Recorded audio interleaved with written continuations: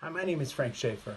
I'm a writer and commentator, and someone who has a presence on Twitter and Facebook and other social commentary places. But in all the furore about free speech and Elon Musk and all the rest of this, I think something's been lost in the discussion. And that is the seriousness of actual free speech issues and the bravery it takes to speak out. You know, someone who's a hero of mine is not a contemporary of mine, but who I hold up as the paragon of both political courage and free speech, is Sophia Magdalena Scholl, who was born on May 9, 1921, died on the 22nd of February, 1943. She died because she was guillotined, beheaded, by the Nazi Party, having had a show trial to accuse her of treason. She was active in something called the White Rose Movement, which was a non-violent resistance group in Nazi Germany. And she was convicted of high treason for having been found distributing anti-war leaflets that told the truth about the Nazi regime. Her idea of free speech was to die for beliefs that there were things bigger than herself and her own self-interest that needed to be defended. And she and her brother were both executed, as were other members of the resistance. The parallel with our own time is striking, because the reason the Nazis came to power, amongst others, was that the leading industrialists of their time, the billionaires, the equivalent of our tech bros in Silicon Valley today, Elon Musk and the rest of them, backed the Nazi Party, believing they could use them to hang on to their wealth and to maintain their power.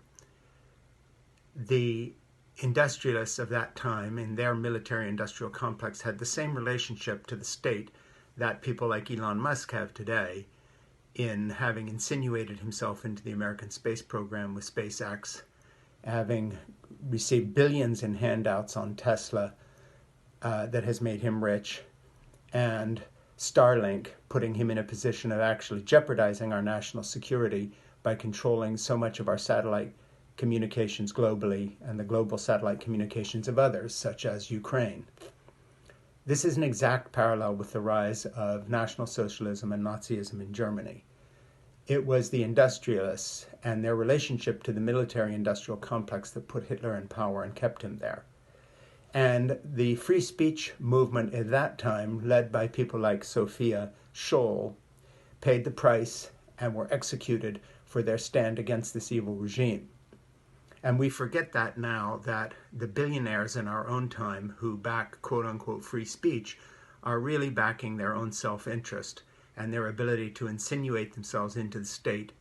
That is why they back far-right Republicans increasingly, these so-called libertarians from Silicon Valley, these tech bros who want libertarians in power with the philosophy of Ayn Rand, who herself was a fascistic backer of powerful white men who lorded it over culture, the idea that the great man would save us, exactly the same idea that Elon Musk and these others have about themselves.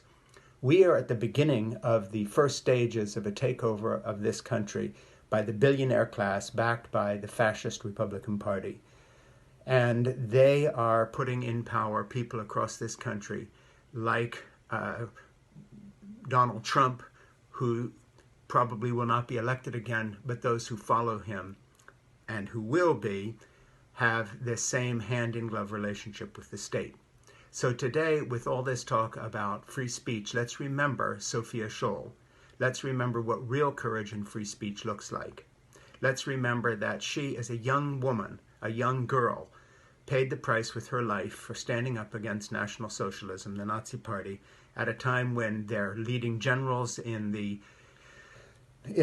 German army expressed private doubts about the Holocaust and other things, but would not stand up. When their leading industrialists, most were going along with the Nazi Party for personal profit and gain, even using slave labor, to not only produce munitions, but also just the wealth of the country. They were all too happy to have a fascist regime as long as they could prosper. That is the true danger we face today.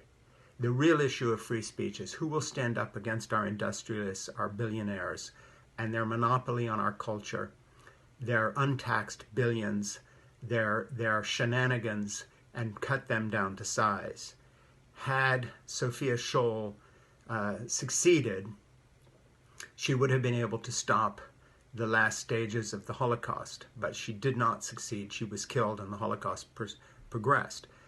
The question was, where was the German middle class in the 1930s, that critical period between 1930 and 1933 when the Nazis came to power? Once Hitler began, quote, winning at the beginning of the war, he had the backing of most Germans. When he began losing, as in when their own cities were being bombed, that support began to waver. The fact of the matter is, it all goes back to the industrialists, the billionaires of that day, discussing things like free speech and their libertarian policy in terms of, can I profit from their equivalent of Starlink, their equivalent of Tesla, their equivalent of SpaceX. And it was that relationship, the relationship of the state to industry, that gave us the Second World War. My name is Frank Schaeffer.